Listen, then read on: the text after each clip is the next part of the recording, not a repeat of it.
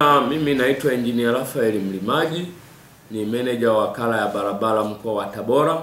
Kimsingi mkoa huu ndio mkoa mkubwa nchi nzima kimtandao na hata kwenye square kilometer coverage, ingawa mkoa huu ungeweza kuwa kulingana na ukubwa wake ila sema una hifadhi. Kama nilivyotaja, kuna kilomita 1077.12. Hizi ni barabara kuu. Kimsingi ukiangalia hii network, kuna mikoa kama Katavi, Simiyu, Songwe.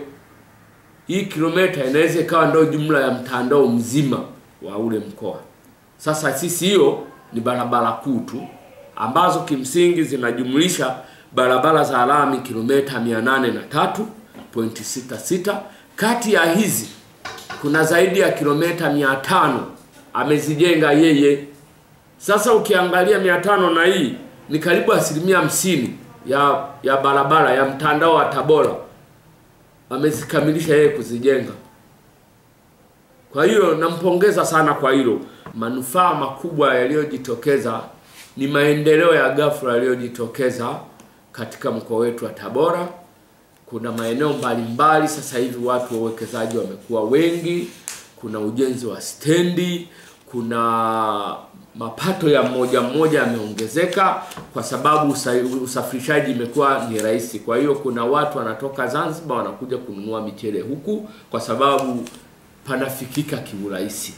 Na vile vile pato la mkoa limepanda, PGD ya Tabora imepanda kwa sababu maingizo yamekuwa mengi kwa kila sosi.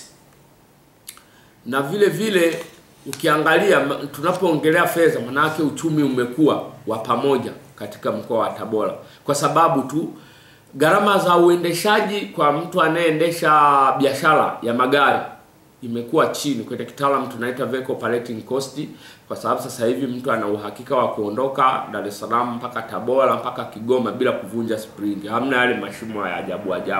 Mtu anaweza akatoka hapa kwenda Mpanda mpaka Mwanza, yani anatoka Mpanda anaenda mpaka Kagera, Mwanza au mpaka kokote kule ambako lami imefika.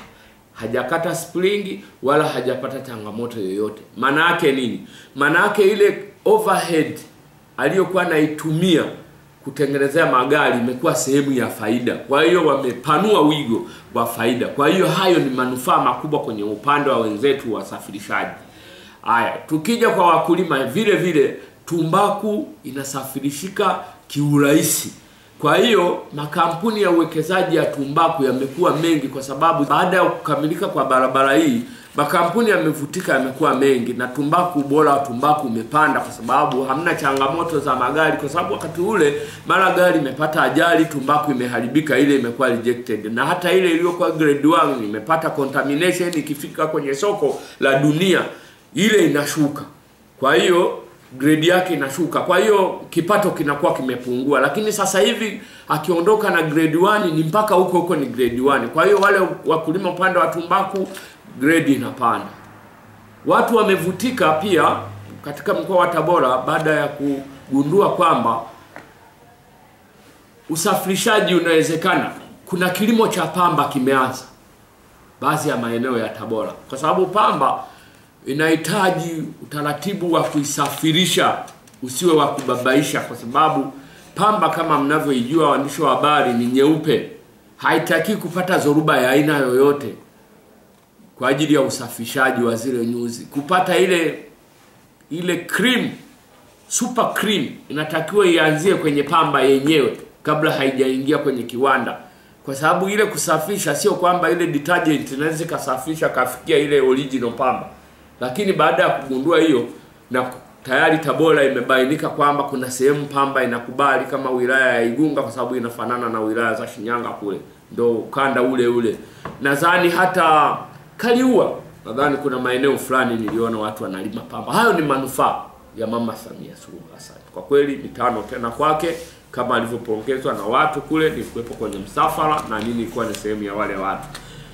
Manufaa mengine katika uongozi wake, tumepata hata chuo kikuu cha, kuna vyuo yapata 5 au 6 Tabora sasa hivi, kikiwepo chuo cha tiba pale Kitete. kina majengo mazuri na nini. Huu wote ni uwekezaji umejitokeza katika urais wake. Kwa hiyo ni manufaa. Tuna kiwanja cha ndege ambacho kimsingi kiwanja hiki mkataba wake umesainiwa mwaka 2017. Sasa angalia, umeanza kutekelezwa mwaka juzi, yeye akiwa madarakani. Sasa jiulize, ile dhana ya kusema wanawake na madaraka, mimi nadhani sasa hivi watu tuifute. Tuseme mtu achaguliwe kulingana na uwezo wake bila kujali jinsia.